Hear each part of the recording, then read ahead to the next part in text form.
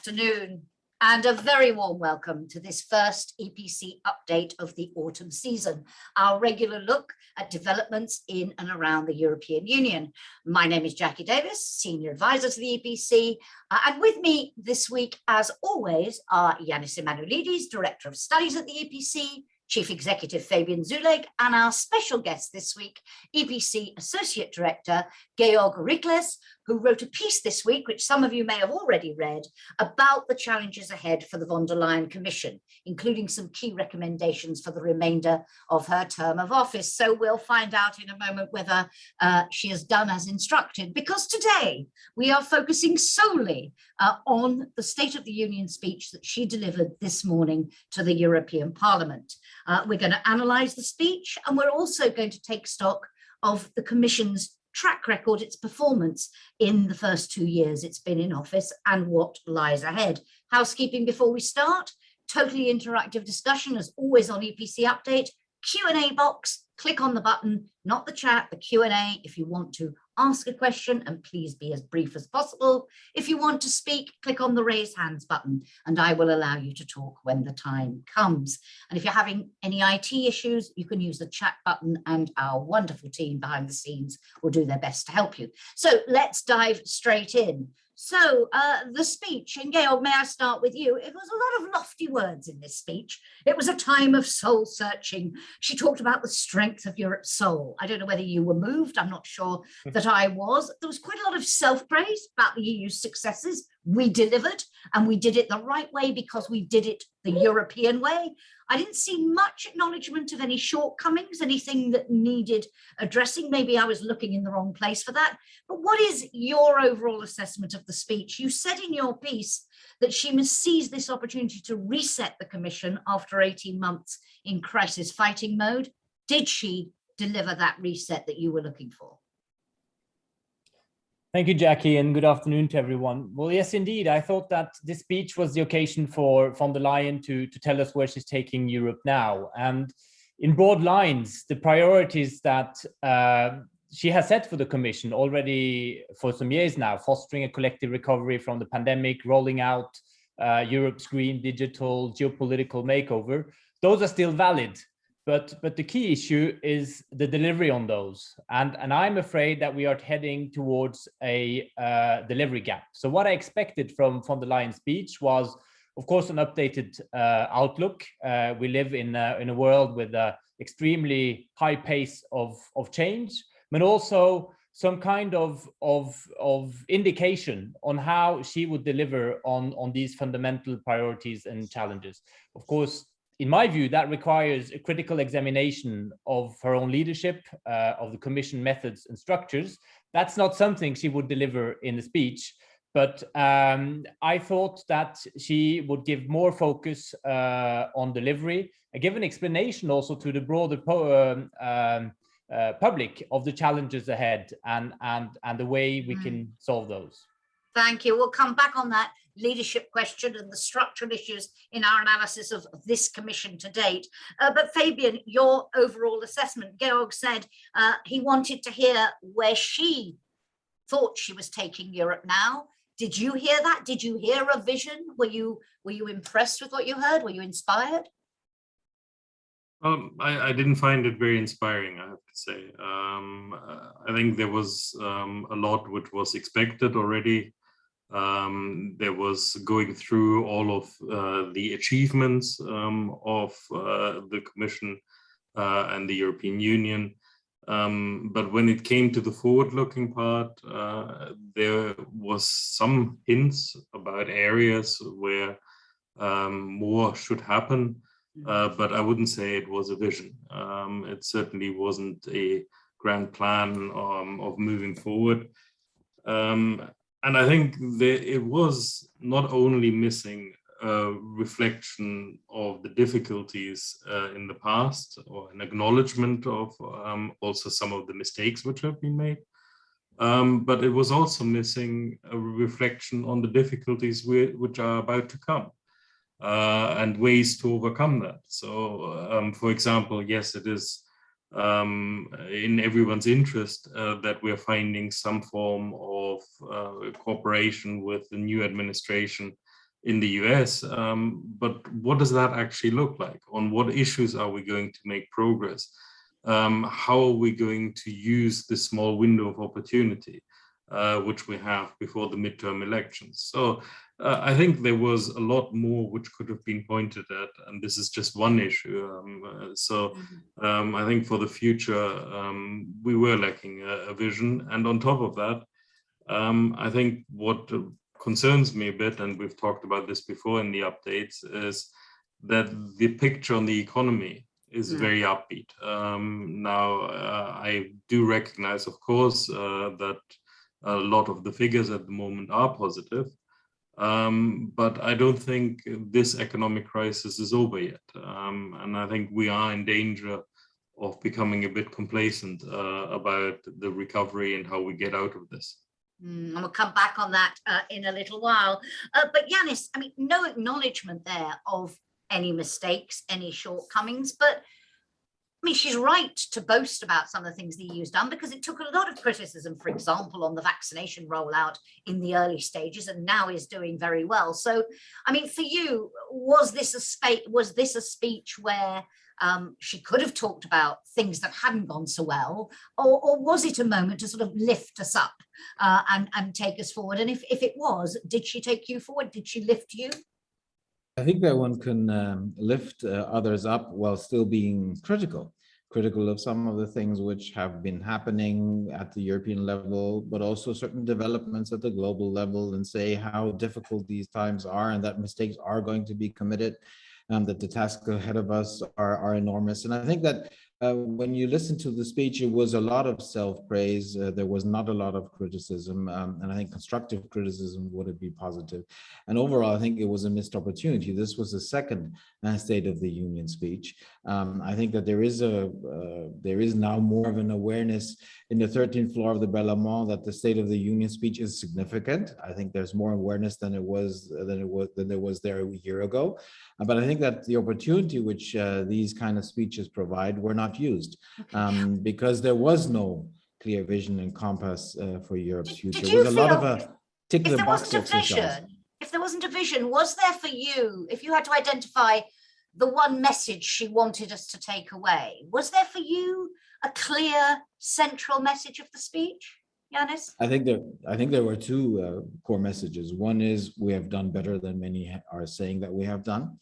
In COVID times, our track record is better than many think that it is. And the second message was that she had a motto, a union with the soul. That was what she was trying to convey, saying that if things seem impossible, they can still be done. That's the spirit she wants to uphold. But in terms of how to reach that, what to do, how to get there, I think that besides ticking a lot of the boxes, and by the way, there were almost no surprises in the speech.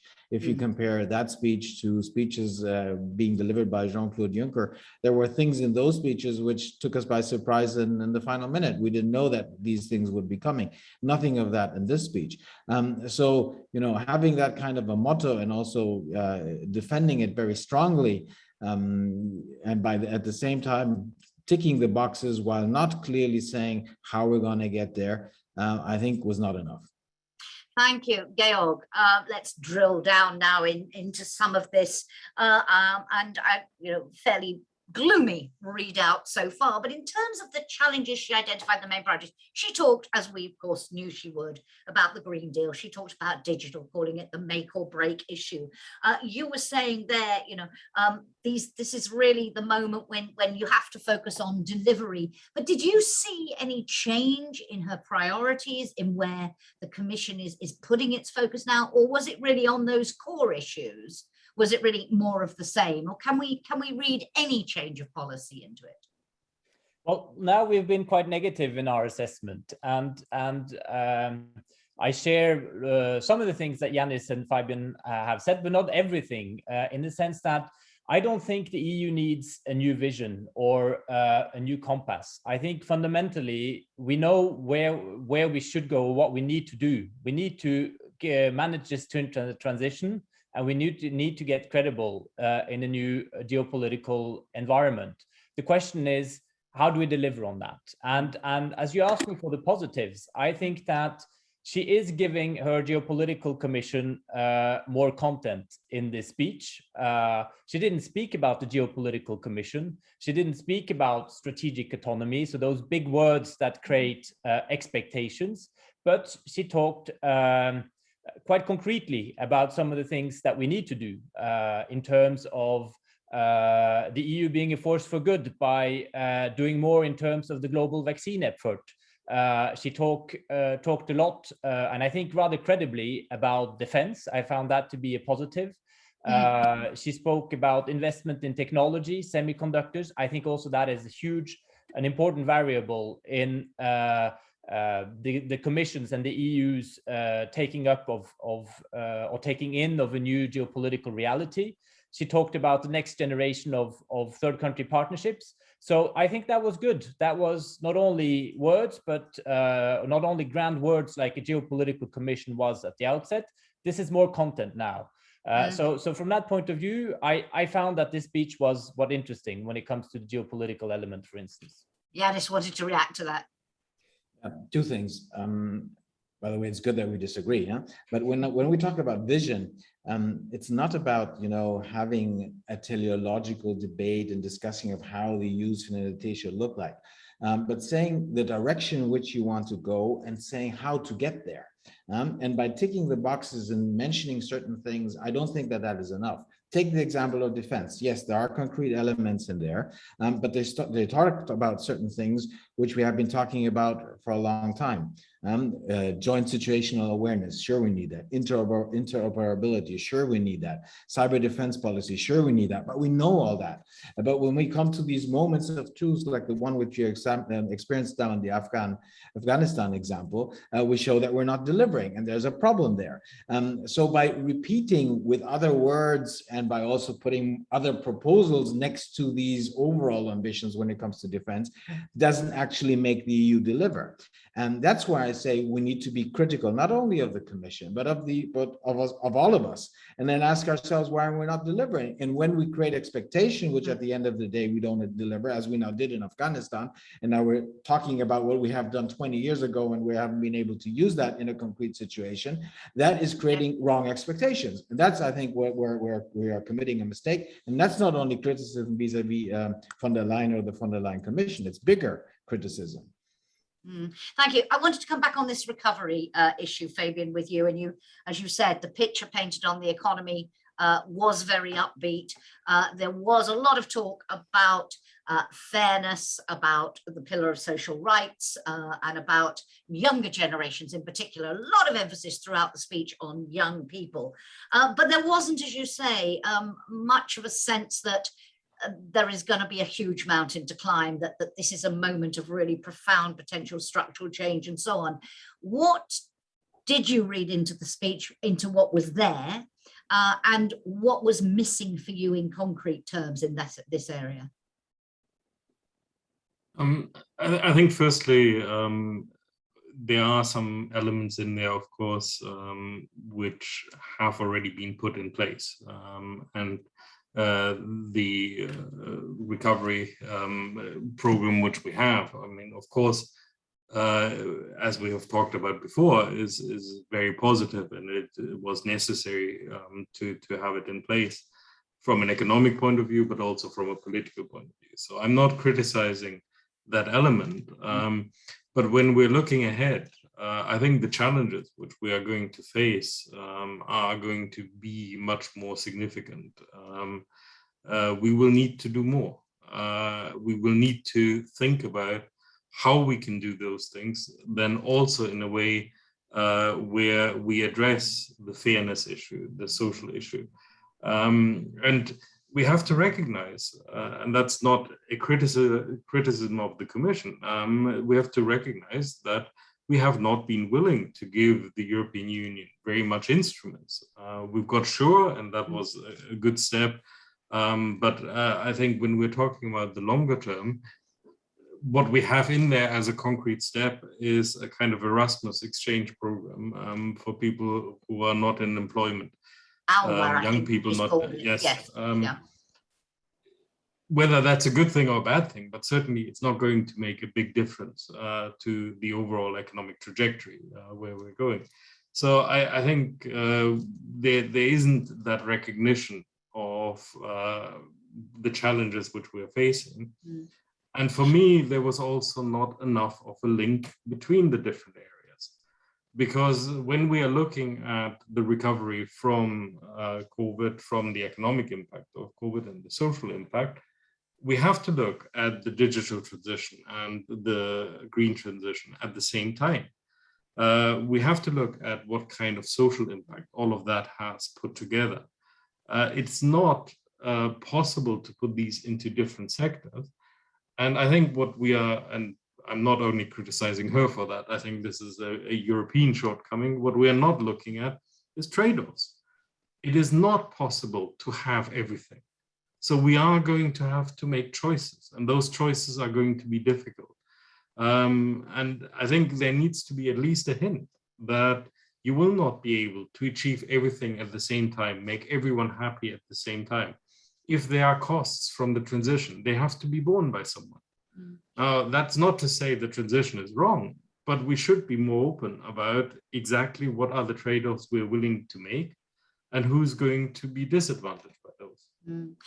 Just you talked earlier about hints of areas where more was going to happen. She made a reference, Fabian, to economic governance reforms, but it was really en passant.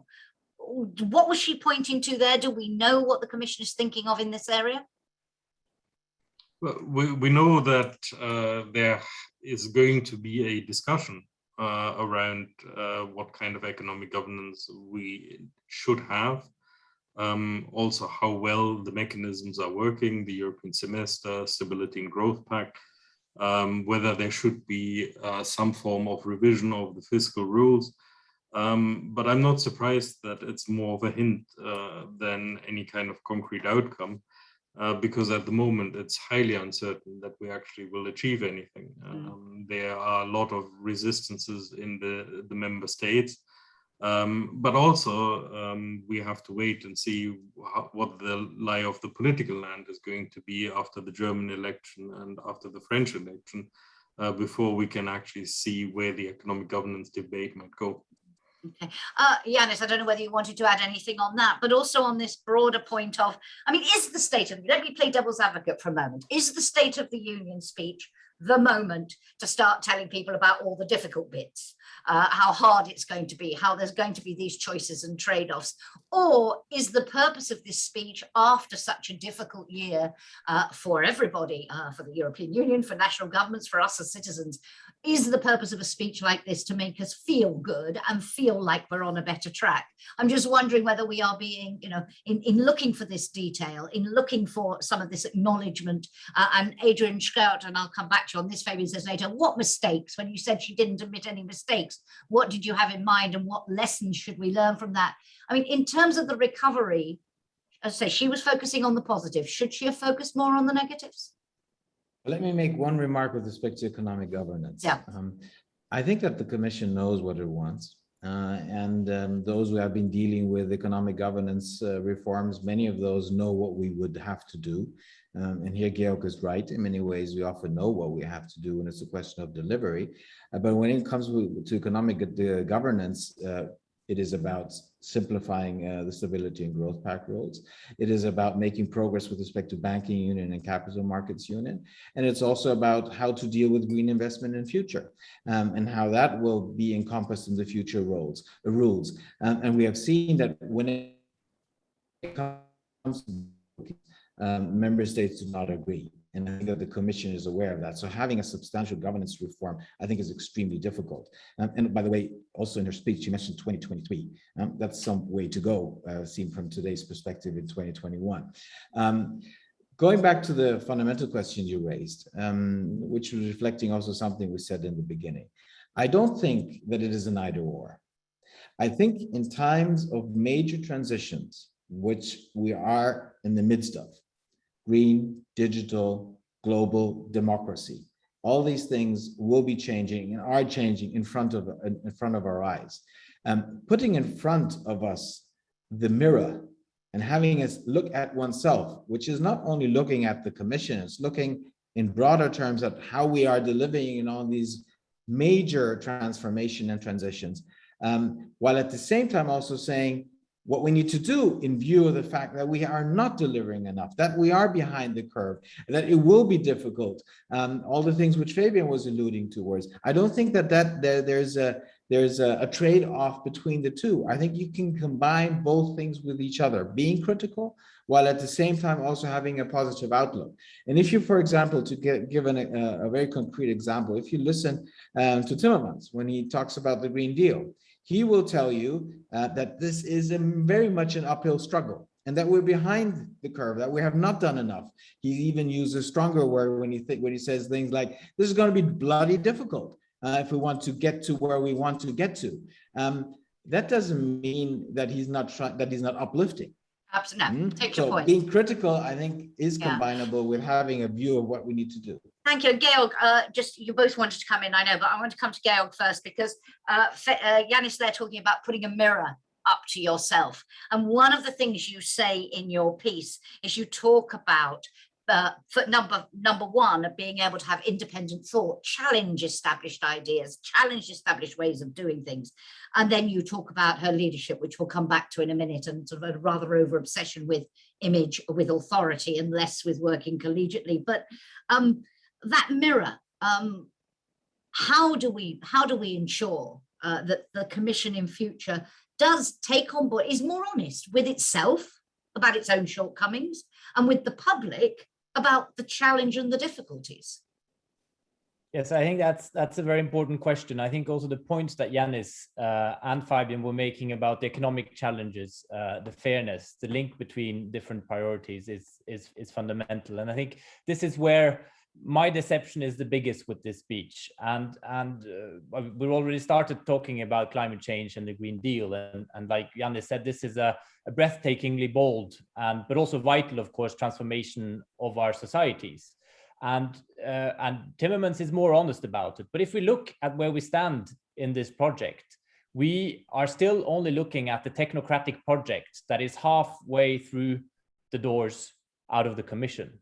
And there is no deep ownership of this yet at the level of the Council and the member states, and even less so across society. Of course, we all want to address climate change and bring solutions. But what we have not looked at and what is lacking in terms of explanation is what Fabian was pointing to, the trade-offs.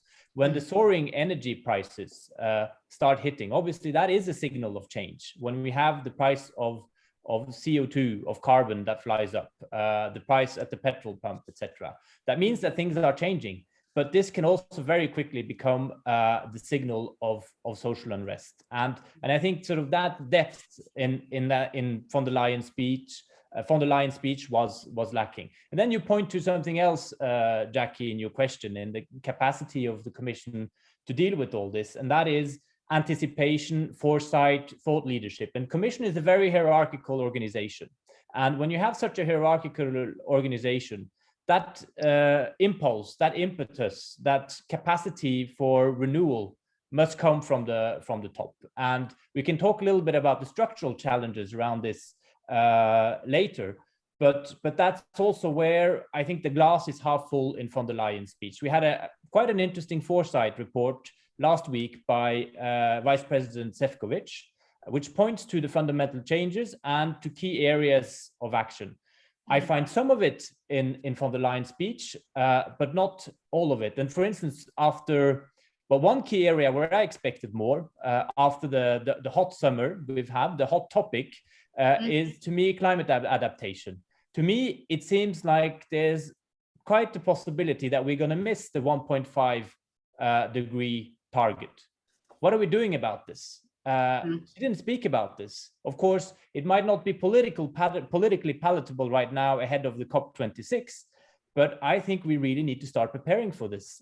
And that means something that goes much deeper and much broader, is much more complicated than the current climate change adaptation strategy that we have from February this year from the Commission. Yeah. So as you're saying, I think there are very serious issues that are lacking and that need more focus now. Yeah, so there was talk, to be fair to her, about climate finance for both mitigation and adaptation. She talked about an extra 4 billion, which she would take as a sort of offer to the COP. She also talked about, on the trade-offs point, Fabian, a new social climate fund to tackle energy poverty. So it goes to your point. So she would say, oh, I am picking up on these things, but there was precious little detail of those things. Fabian, though, you wanted to react to this general conversation.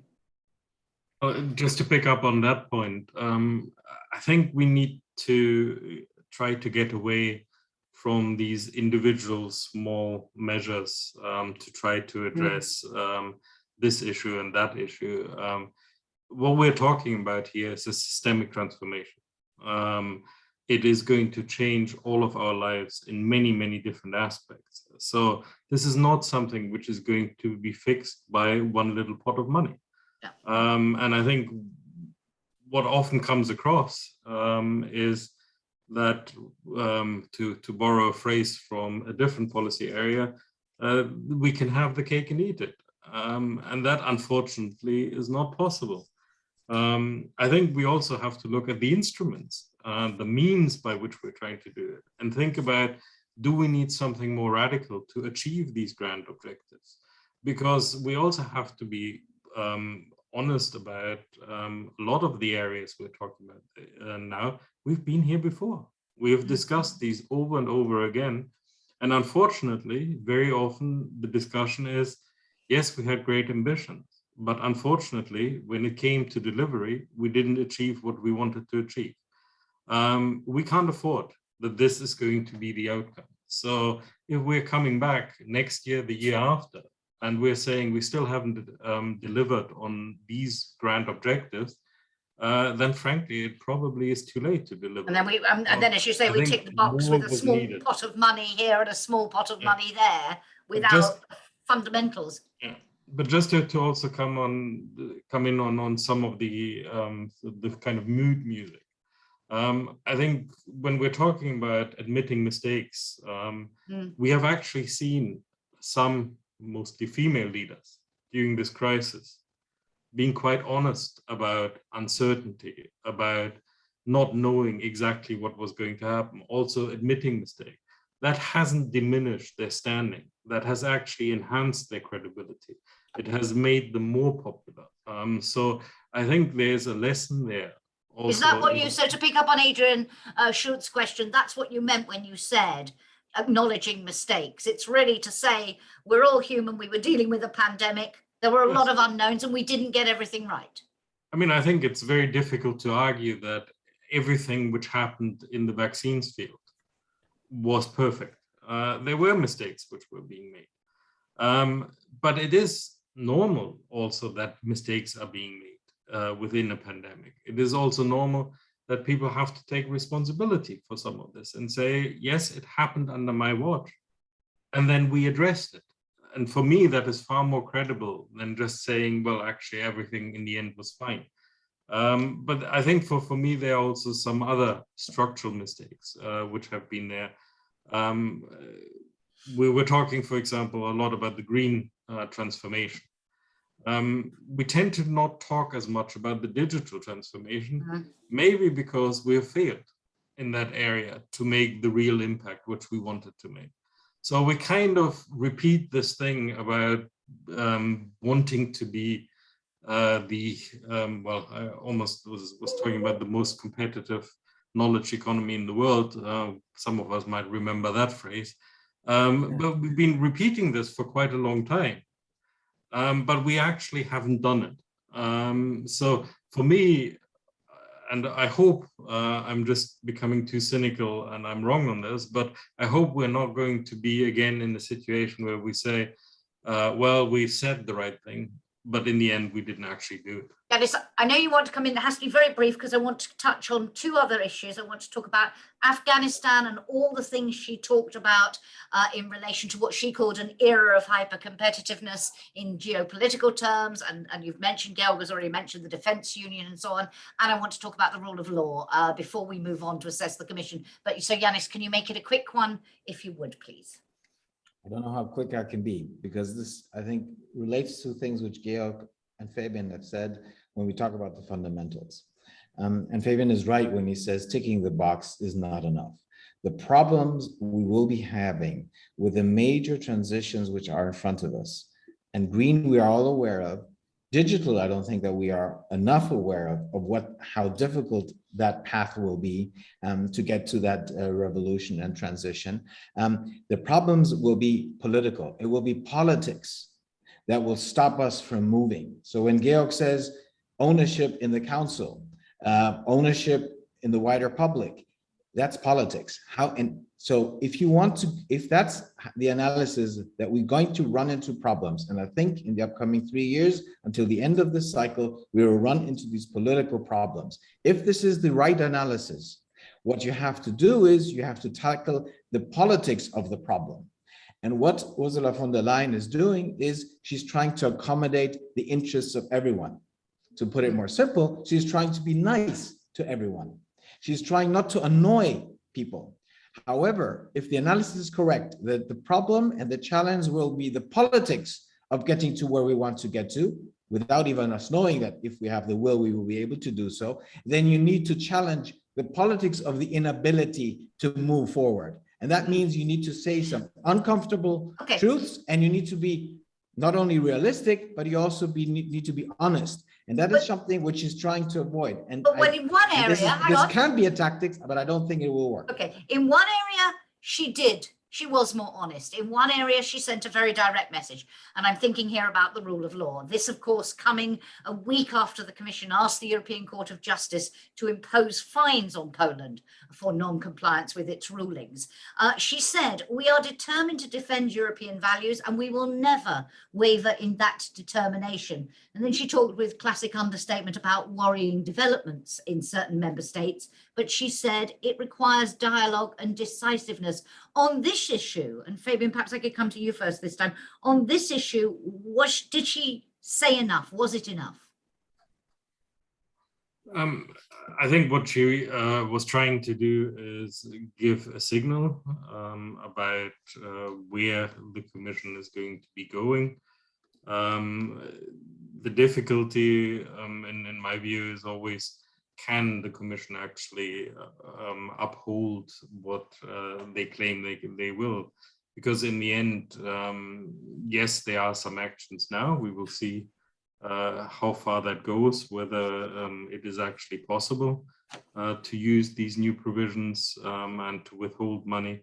We will also see what the political impact of that is going to be and whether it helps in terms of addressing these questions.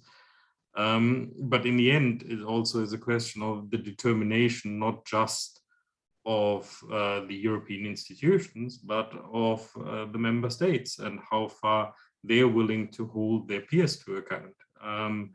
I think we have seen some movement on that, but I don't think it's quite as black and white as being able to say, yes, from now on, we will just carry through with our determination.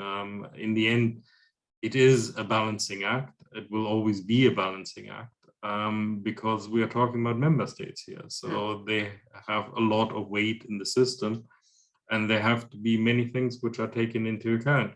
And just to add to that, she struck a rather positive note on migration, that we would be able to achieve something built on common trust between the member states. I think we are very far away from that. I think I read it more as a plea for the trust between member states to build something than a confidence that it would happen. But maybe I was just listening to her. Her tone was upbeat, but the words were pretty somber about the failure to get very far. If Janis or Georg, if you have something burning to say on the rule of law, otherwise I'd like to move on to Afghanistan, we haven't talked about yet, and Europe's role in the world. But can we move on? Yeah, Georg. Now, on rule of law, I think actually we're coming to the end of the road now where things are going to start really happening. I mean, as far as I know, there are 4 recovery plans that have not been approved. It's the Netherlands, Bulgaria, Poland, and Hungary. The Netherlands is because I think they want to make a statement and probably suggest they don't really need the money. Bulgaria, it's for different kinds of reasons, but for Poland and Hungary, I think it's very clear. And we're really in a situation now where the Commission is starting to say, well, listen, if you're not following the fundamental rules, you're not getting the money. And we have the whole conditionality instrument that's going to come into place and going to be used. So I think this is really the moment when push is coming to show here. Of course, Fabian is right. This is going to lead to difficult politics. And where I expect von der Leyen on this is, of course, to back up her commissioners who are frontline, but also to take the leadership to spearhead the explanation of this in a way above leaders, above the member states, or through the leaders and through the member states directly to the citizens. And I think, for instance, the conference on the future of Europe is important in this context, but there is really a lot of pedagogy that is necessary here to win the moral argument in this case. Okay. And I think just to close on that, very briefly now, Georg, sorry, we need to move on.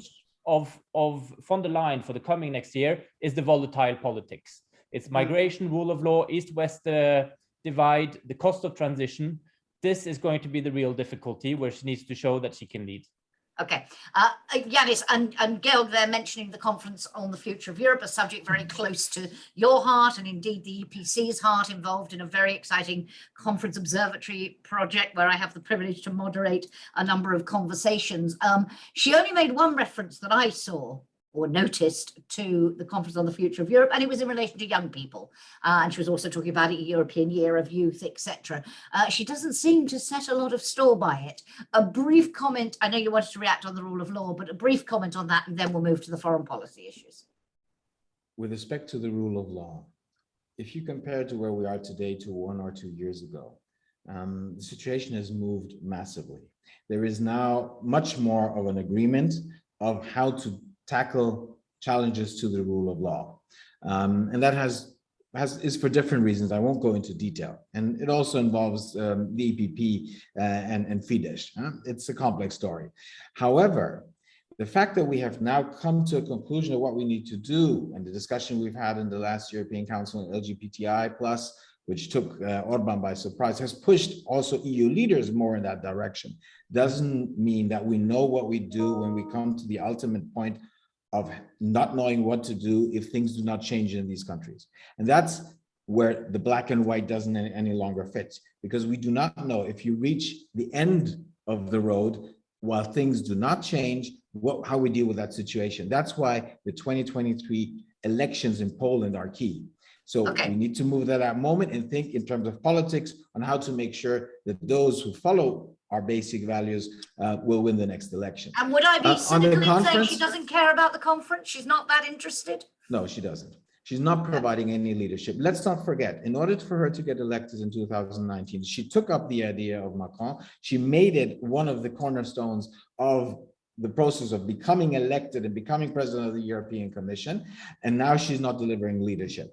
And she's saying this is all about the youth. It is not all about the youth. Obviously, it is a lot about the youth. It's not all about the youth. And saying it in bypassing it without going into any detail shows that she, and thus also the Commission at that level, is not ready to show leadership when it comes to the conference. And I think this is a major mistake, which at some point the people will have to pay for. Thank you, and we'll come back, I hope, on that in our separate conference conversations. Let's just turn, before we come to our assessment of the Commission so far and some of the things that you believe need to be done for the rest of the term in office, to the foreign policy section of the speech. Quite a long section. She devoted quite a lot of time to it. She talked about Afghanistan, but relatively briefly, she announced, talking about those packages, a support package, although I wasn't clear precisely what it was intended for. But I wondered more broadly, she also said it is time for Europe to step up to the next level in what, as I mentioned earlier, she called an era of hyper-competitiveness. She talked about an EU-NATO declaration before the end of the year, after the only reference to what happened in Afghanistan at the end was just that we need to talk to NATO after the abrupt end of the mission. She didn't really say much, and as you said, lots about the European Defence Union. Overall, what does all this tell us about the EU's capacity to fill its ambitions to be a stronger Europe in the world? Who would like to come in on that point? Let me be more democratic than I normally am. Nobody is the answer to that one. Fabian, that's where democracy gets you, you see. I think what was interesting in the speech, and as he said, she dedicated quite a lot of the speech to that, is not, in my view, the concrete elements. Because in a sense, these are big terms, which we will have to fill with some content as we go ahead. So I'm always a bit wary when I hear something like another European something union, because I think it can create expectations of how much you can achieve together. And particularly in an area like defense, it is very difficult, as we know. But what she says, and rightly so, she says that it depends on the political will. And if we have the political will to do these things together, yes, we can achieve a lot. What she doesn't say is, but in the past, we haven't had the political will to do things together. So the question really is, have things like what happened in Afghanistan change the political debate? And that's at the domestic level, not at the European level. And in particular, I think the big question is going to be, what will come out of Berlin? Not only on this issue, also, for example, on the rule of law. I think it depends a lot on what signals come from the new German government. So the key question for me is what kind of European security and defense policy the new German government is going to have. Unfortunately, we're probably not going to know this until maybe Christmas and early in the new year, because coalition negotiations are going to be quite difficult. But that's really where we have to look to have an idea of what becomes possible in this field.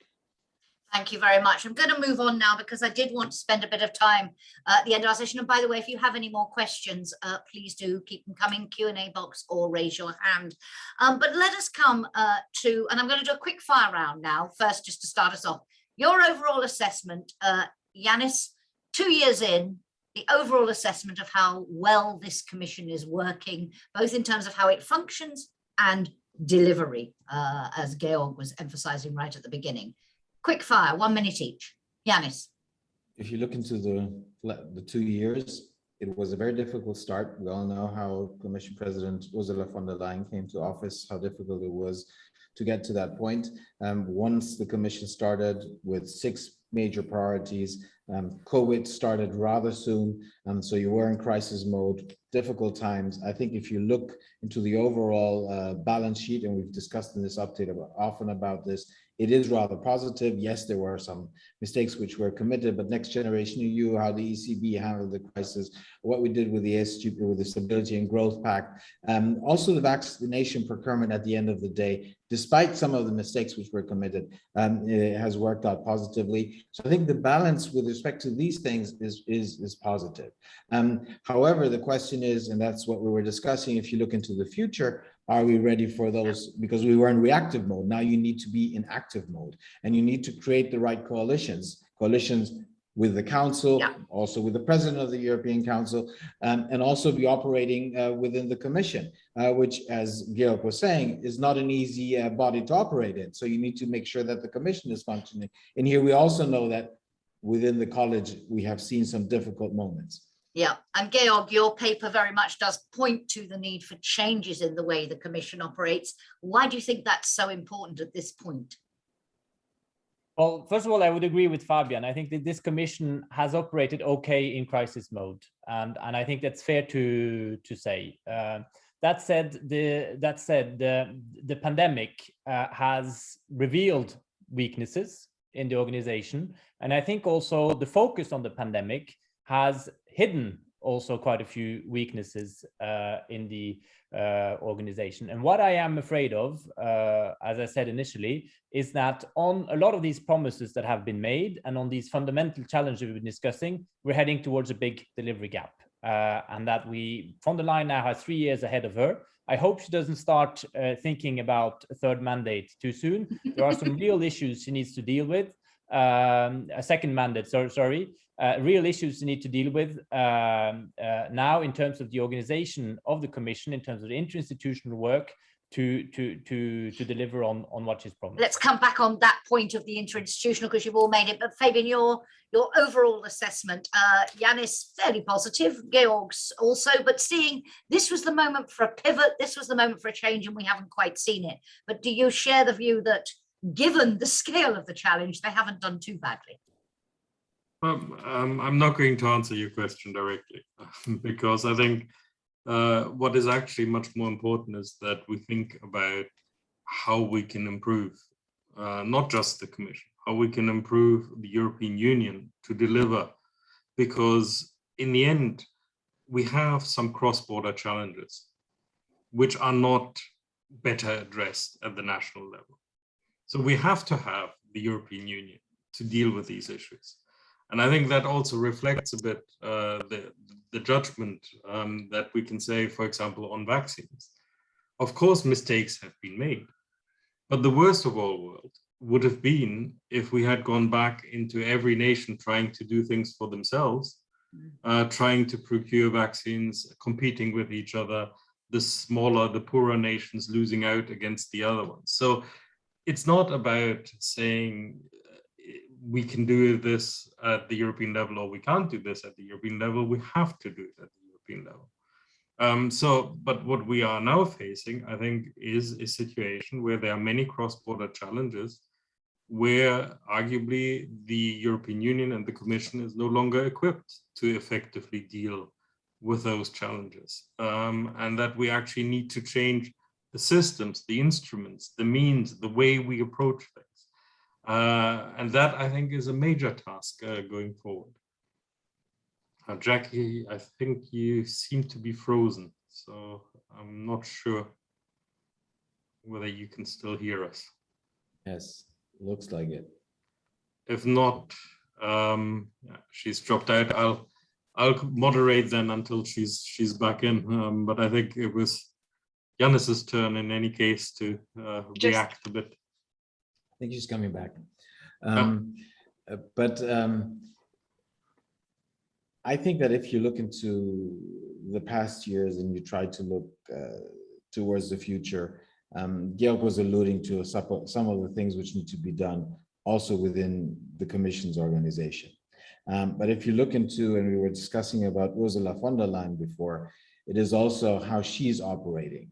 And that relates to the question of how she's interacting with the European Council President. I think when she entered office, there have always been problems or challenges between the Commission President and the European Council President, but there was a hope that with the new Commission, with Ursula von der Leyen, work across Rue de la Loi would improve. And I think we've seen that it has not improved, but rather has gotten worse. I think that is a problem. Also linking to what Georg said when it comes to the ownership question, because you need to have the Council, the European Council, agreeing, you need it on your side. I think that's a problem. A second issue relates to how she's operating within the Commission. The fact that there's a very close circle of advisors very close to her who are advising her, whereas cooperation with other members of the college or with the Commission in general is not as smooth as it should be. And that in difficult times, as Georg was alluding to, where you need the leadership to set the tone and set the direction. Yes, you need that leadership, but that you make at the same time, you need that constructive cooperation within the college. So we're seeing some things also in institutional, but also political terms, which is making cooperation in the council, with the council and within the Commission difficult. And I think that is creating and will be creating problems. Georg, you might want to come in on the institutional. No, absolutely. I think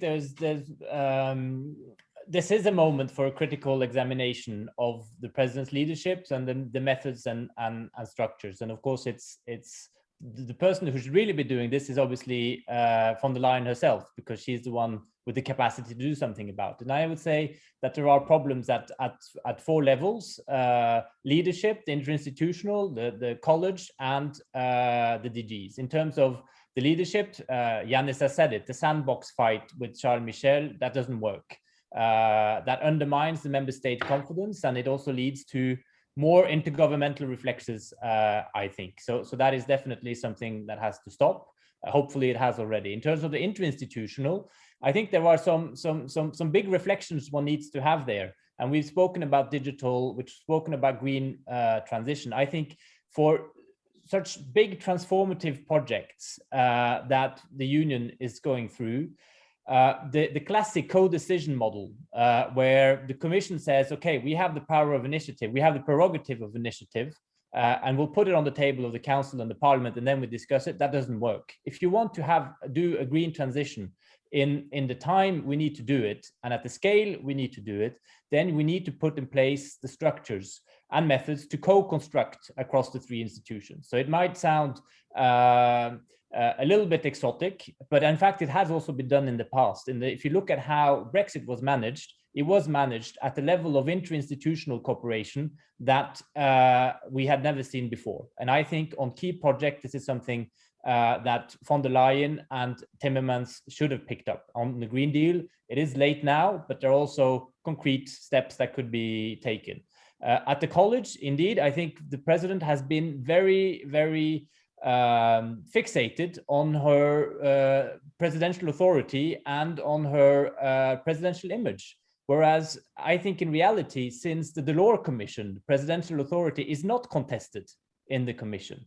And what the role of the president of the Commission is to create a well-functioning, well-oiled executive, working with her vice presidents, making sure that commissioner clusters work. And I'm not sure that's the case today. And then finally, at the level of the DGs, the Director Generals, I think the Commission has a big unresolved resource allocation problem. If you look at the DGs that are supposed to deliver the Green Deal, well, you see regular press report that people are in burnout. And that is easy to understand when you see that DG Klima has a total 225 staff, whereas a bit further down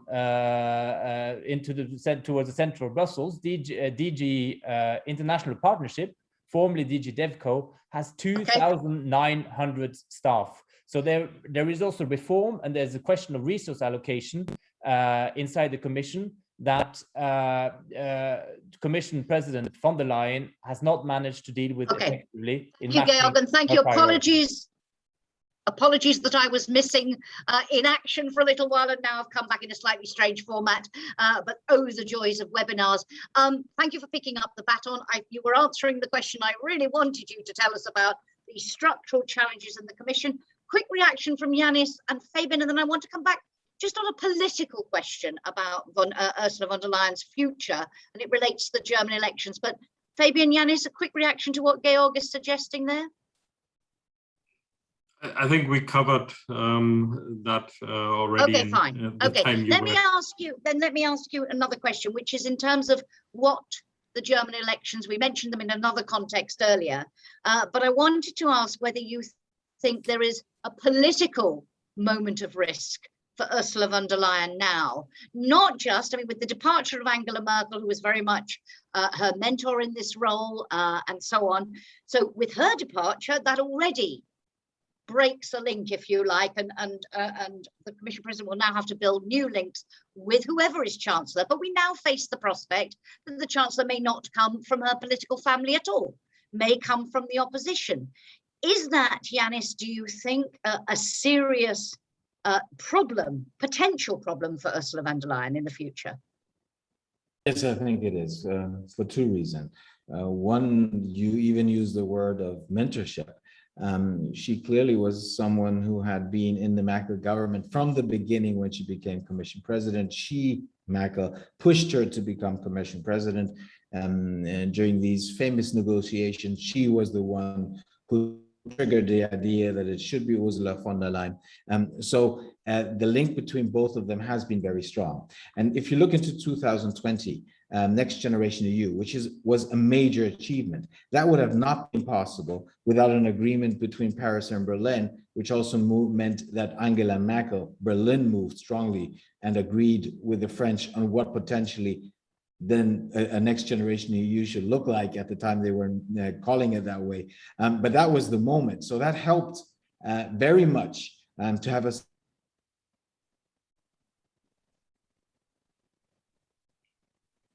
No, we've seemed to now we've lost Janis. We're having one of those afternoons. Fabian, did you want to pick up the baton?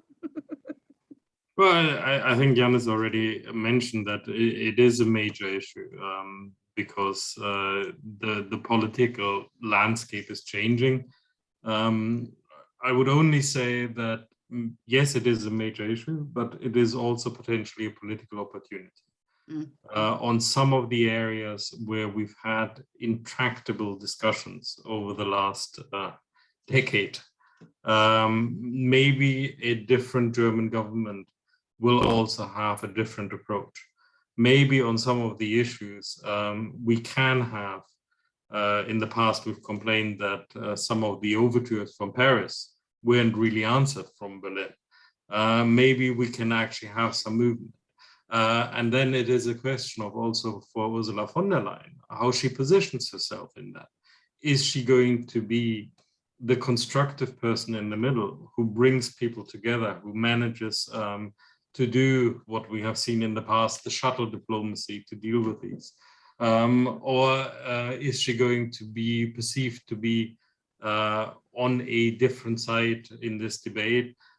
So it also asks her to be a very effective diplomat. Absolutely, so it is a big absolutely. challenge. Absolutely. We are almost out of time. Apologies, ladies and gentlemen, for all the glitches. It happens from time to time. But I want to put you on the spot, and Janis is coming back just in time to be put on the spot with the rest of you. And Georg, I would like to start with you first. She said, Ursula von der Leyen said right at the beginning of her speech, when she talked about the soul searching and the soul of Europe, she said, the next year will be another test of character. And she said, I know that Europe will pass that test. When she stands up to deliver her State of the Union speech this time next year, what for you will be the key measure of whether she was right and whether Europe has passed that test of character? What are you looking for over the next 12 months? Same question, 1 minute each. Georg first. Well, there's different things we could point to, but I would really choose climate change and the Green Deal. The Commission tabled on the 14th of July the first part of a 50 or 55 package. The second part is likely coming in December.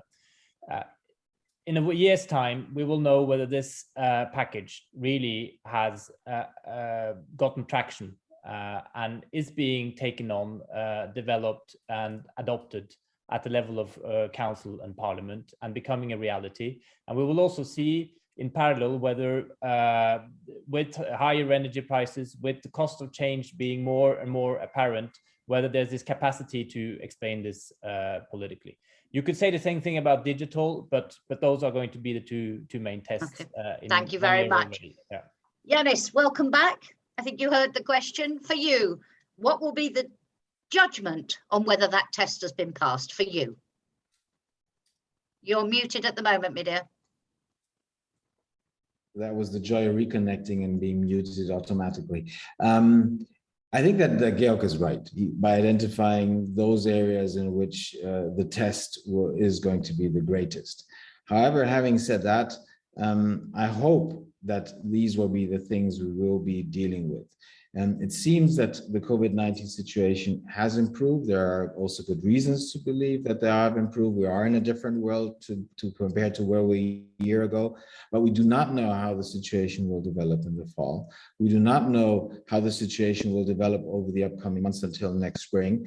So there might also be some challenges related to things which we have been dealing with in the past, which we have to deal again with over the upcoming 12 months. Thank you very much. And Fabian, you have the last word. I won't just agree with everything, but I'll add one other element. And I think that goes back to our appreciation that what we're really in is this perma crisis, that these challenges are not going to go away, and that many of them are wicked problems because they are complex and they are interrelated and they're very difficult to address. And I think what we really start to need to see at the European level, and I'm saying that specifically at the European level, not just the Commission, is that we start to address some of the structural and systemic issues, that we start looking at what kind of mechanisms do we have to deliver, and are we going to actually deliver and not be back in the situation where we say, yes, we had grand aspirations, but we didn't make it. So delivery, delivery, delivery. Gentlemen, thank you very much for a great discussion. Thank you for your very quick analysis of a lengthy speech and a lengthy Parliament debate this morning. Apologies, ladies and gentlemen, for the slight technical glitches and my glorious background. You can now see how it all works in glorious Technicolor. That is all we have time for today. Please, if you haven't taken a look at Georg's piece, please do give it a read. It is fascinating stuff. Events to watch out for between now and the end of the month. There are lots of things going on, but just a few to mention. One, I will have the privilege of moderating next Tuesday on responsible policy advice in times of permanent crisis. Fabian will be there too. He was just talking about permanent crisis. We're going to talk about a thing called the ProRes framework. On Monday, 27th of September, looking at how the terrorism threat has changed in the 20 years after 9/11. And on Tuesday, September the 28th, we talked about the German elections. There will be a EPC elections monitor event on those results. What are the next steps? What are the implications? And lastly, Wednesday, 29th of September, Cecilia Malmström, former EU Trade Commissioner, former EU Home Affairs Commissioner as well. She'll be talking geopolitics with the EPC. So thank you all again. Thank you for watching. And it only remains for me to wish you a very pleasant evening. Thank you and goodbye.